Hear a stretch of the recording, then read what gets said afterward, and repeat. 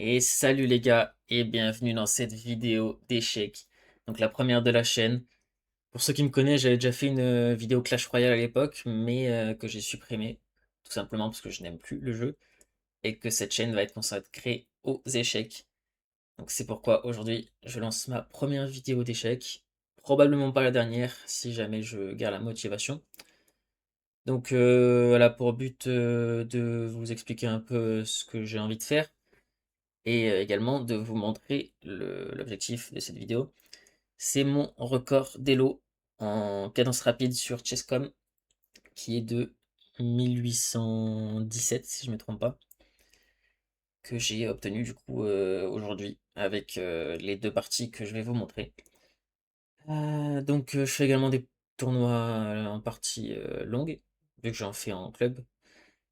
Et c'est ce que je préfère, du coup je joue beaucoup plus en présentiel que en ligne. C'est pourquoi j'ai peut-être un elo qui est pas complètement, qui reflète pas complètement ce que je vaux, mais c'est toujours sympa de jouer en ligne, ça permet de s'amuser un peu, de s'entraîner et tout ça. Donc voilà. Donc en tout cas, si vous aimez le contenu proposé sur cette chaîne, vous pouvez vous abonner et suivre et surtout les prochaines vidéos. Et n'hésitez pas du coup à proposer des idées de concepts. J'essaierai de faire des parties pédagogiques, pas mal de live aussi où je jouerai des parties. Je vous montrerai également certaines parties longues que j'ai faites en tournoi. Donc voilà. Donc on part en tout cas directement avec la première game contre Arema Panjen d'Indonésie, ouais. Donc du coup, moi je suis un joueur de 4. Et là il me joue la sicilienne. Donc pendant longtemps, voire presque toujours, et c'est un peu encore le cas aujourd'hui, mais en tout cas en partie longue plutôt, mais en partie rapide et blitz et même bullet, j'aime bien jouer le Gambimora. Mais bon, sinon, en partie longue, je joue la Sicilienne ouverte. Mais comme c'est un truc que les gens connaissent un peu trop et qui est un peu pas hyper fun à jouer, quoi, je me dis qu'en ligne, je joue le Gambimora, vu que je m'en fous un peu de l'élo en ligne. Donc l'idée, c'est de donner un pion, mais d'avoir un peu plus de développement. Et du coup, pas mal de lignes ouvertes, de colonnes ouvertes et enfin d'espace, tout simplement. Mais on a un pion de moins, du coup, il faut savoir concrétiser ça. Donc lui, il me joue e 6, ce qui est quand même assez souvent joué. Moi, je développe le fou. Là, G6, il veut développer son fou là, j'imagine. Mais en fait, le fou, on le voit bien là quand même. Ou même là, histoire d'échanger ce cavalier. Mais en soi, on pourrait se penser que cette diagonale est forte, mais pas tant que ça finalement. Puisque l'idée de l'ouverture, j'ai envie de dire que c'est un peu de pousser ici. Et il nous l'invite à le faire. Donc moi, je développe. Et là, vraiment, c'est une perte de temps complètement folle. J'aurais déjà pu jouer cavalier B5. Je l'ai pas joué tout de suite, malheureusement. Parce que du coup, ça, c'était vraiment très fort. Parce qu'il avait plus le fou qui protégeait la case. Là, il développe son fou. Roc. Et là, cavalier B5. Sauf que maintenant que le roi est plus au centre, c'est beaucoup moins fort. Même si le cavalier sur cette case, il donne vachement envie, mais ça permettra plus de déroquer le roi, quoi. Donc voilà, je le mets. Là, il est extrêmement compliqué à chasser, sachant que il bloque un peu toutes les pièces quand même noires. Donc il est vraiment très fort. C'est pour ça qu'en fait j'ai déjà un léger avantage alors que j'ai un pion de moins, même si j'avais un gros avantage si je le faisais un peu plus tôt. Là je défends le pion.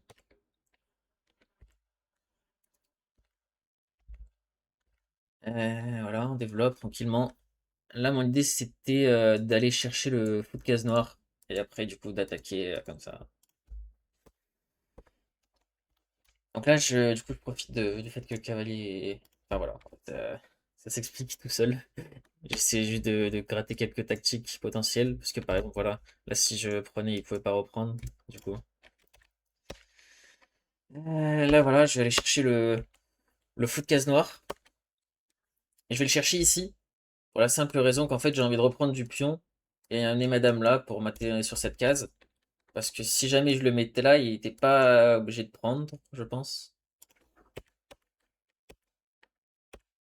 Et là, maintenant, j'attaque. Je m'en fiche un peu de ce qui se passe à gauche, parce que c'est le roi là qui est attaqué. Et je m'en fiche tellement de ce qui est à gauche qu'en fait, je vais jouer un peu un coup imprécis. Mais sur le coup qui m'a semblé extrêmement logique. Cavalier H2. Tout simplement parce que s'il prend le pion, j'amène mon cavalier en G4. Il est obligé de trouver H5. J'allais jouer échec. Il est obligé de trouver roi H7. Là, je peux prendre un F7. Et il est obligé de trouver tour A4. Et après, la partie continue. Mais je vous avoue que j'avais pas du tout vu ça et je pense pas que n'importe quel être humain sur Terre l'ait vu. Donc sans ça, c'est un excellent coup finalement. Et il le joue pas du tout en fait parce que là l'idée c'était, je pense qu'il pensait que j'allais bouger mon fou de la diagonale et qu'après il aurait son cavalier là pour défendre ça. Enfin enfin je sais pas trop pourquoi d'ailleurs, mais enfin il sacrifie la tour, mais si je la prends c'est bien. En fait c'est bien, mais il y a plus le mat. Mais il y a quand même l'attaque qui continue finalement.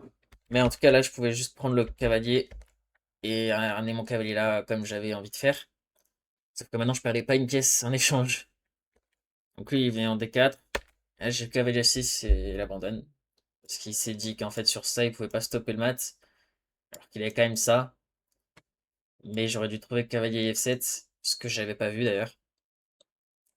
Enfin, j'aurais dû trouver. Non, il y a beaucoup d'autres coups, hein. Même ça gagne. Mais même H5, enfin, tout gagne. Mais en tout cas, il n'y avait pas mat. Même en fait, j'avais des idées comme quoi je voulais ramener ma tour sur cette colonne pour sacrifier la dame et après mater avec la tour, ici. Ou même là. Enfin oui, non, là-bas. Mais en fait, ça s'est pas fait. Tout simplement parce qu'il y avait un peu trop de pièces qui bloquaient la colonne. Mais voilà, tout simplement, il a abandonné vu que c'était complètement gagnant pour moi. Donc voilà, avec cette game, je suis passé à 1809.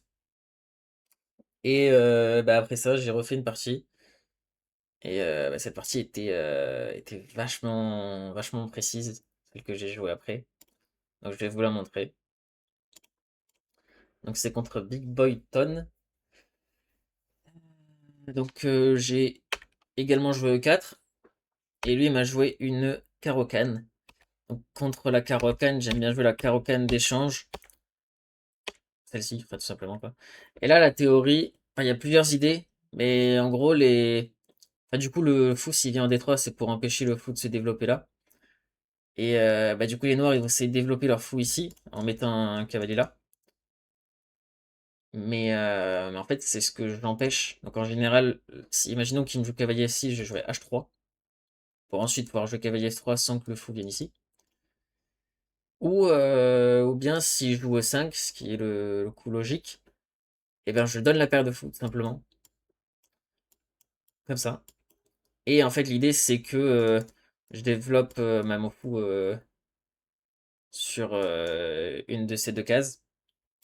Et après, je mets ce cavalier là, celui-là là et celui-là là. Et en fait, on voit que ce cavalier il est extrêmement fort parce qu'il n'y a aucun pion qui peut le chasser. Et bah, c'est extrêmement plaisant d'en jouer. C'est pas hyper ambitieux, honnêtement, à très haut niveau, mais bah, j'ai pas un très haut niveau encore. Mais du coup, ça me permet d'avoir un ou deux même très beaux cavaliers, même si j'ai juste donné la paire de fous. Sauf que ça, c'est quand même très peu joué. Les gens en général, ils jouent au 6.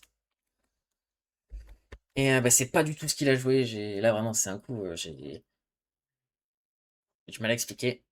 Parce que du coup, il se bloque ce pion, du coup, il s'empêche de développer ce fou, il est obligé de développer ce cavalier-là, mais il sera obligé de développer comme ça. Enfin, en fait, le mec, il s'enlève tous ses choix dès le départ, quoi.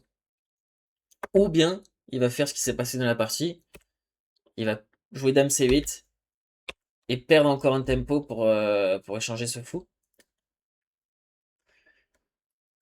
Donc moi, du coup, j'ai encore développé, hein. On va conserver le fait que j'ai beaucoup plus de tempo d'avance. Et lui, il repère un tempo en échangeant les fous.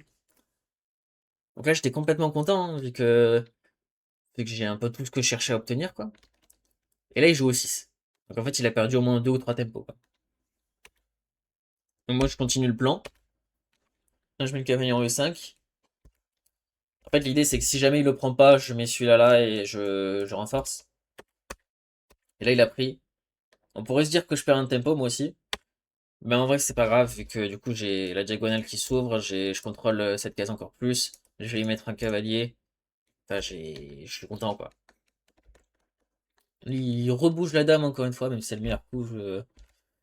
En fait, oui, c'est le meilleur coup parce que sa seule case pour le fou, c'était là. Et t'as pas vraiment envie de le mettre là pour développer. Ou à la limite, si tu fais ça, tu peux à la fois rocker de ce côté-là et à la fois rocker de ce côté-là. Donc pourquoi pas. Moi, je rock. Et lui, il m'échange les fous. Bah, encore une fois, moi, ça me fait pas peur, hein. Si à chaque fois, ça lui prend deux tempos et moi, j'en prends qu'un, hein, je suis content. Même si là, on pourrait se dire que c'est quand même très égal comme position, vu qu'il y a plus grand-chose à espérer. Mais en fait, le fait qu'il rock de ce côté-là, ça me laisse espérer quand même une attaque. Avec mes pièces qui se ramènent, les tours et tout ça. De toute façon, on va le voir dans la partie. Donc, il joue H6. Et honnêtement, j'ai pas trop compris parce qu'en vrai, il y avait. Enfin, si, peut-être c'est pour empêcher cavalier G5, mais c'est pas vraiment une menace. Mais en fait, surtout le fait de bouger un pion devant son roi, bah, c'est un sacrifice très considérable, quoi, vu que je vais attaquer son roi et il pourra plus revenir en arrière. Donc voilà. Faut faire attention à ça. Moi, voilà, je mets le cavalier en E5, j'échange. Mais en fait, mon idée, c'est que déjà, j'ai les pièces plus actives. Même si techniquement il pourrait jouer tour C8 et. Enfin, je crois qu'il pourrait le jouer. Oui, il pourrait jouer tour C8 et avoir une très belle colonne et après peut-être tenter de pousser ici. Mais là, il a poussé directement. Et en soi, je voyais pas. Enfin, lui, le mec, il s'est dit qu'il était pas attaqué. Mais moi, je me suis dit que ça servait à rien son truc à l'aile dame. Et que c'était moi qui attaquais en fait. Parce que là, il continue. Et en fait, mon idée, c'est de mettre la tour en G3 et de mater, tout simplement. Mais du coup, il pouvait potentiellement pousser. Si je mettais tour G3, il pouvait peut-être pousser. Et après, si je venais en H5, il avait peut-être roi. Enfin, je sais pas, il avait peut-être des coups de défense.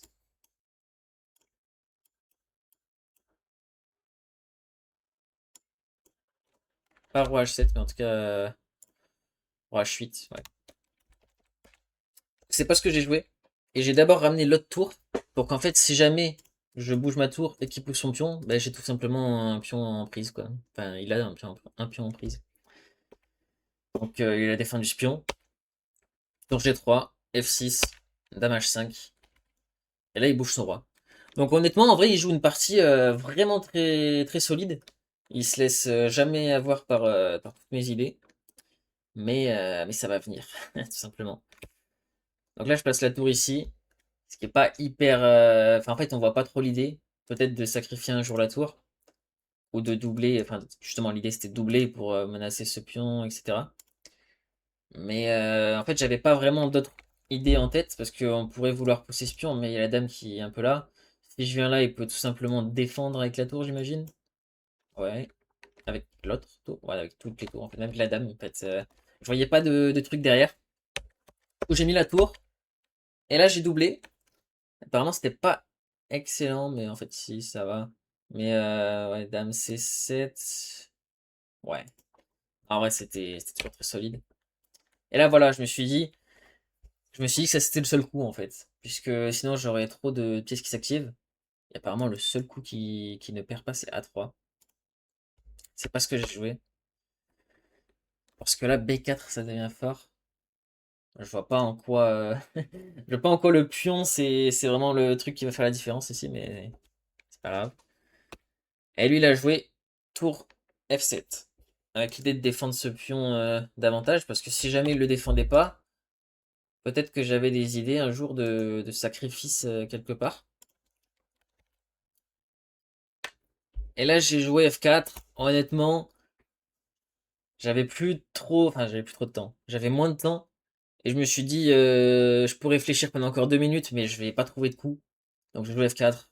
Comme ça, j'empêchais un peu la poussée. Je pouvais peut-être renforcer la tour. J'avais pas trop d'idées, honnêtement. Et là, il pousse. Et donc là, maintenant, du coup, le pion F4, il fait tout son sens. Lui, il reprend. Je prends. Et là, en fait, il peut pas prendre le pion. Parce que c'est une gaffe, tout simplement. Et il doit jouer tour E6. Ou dame F8.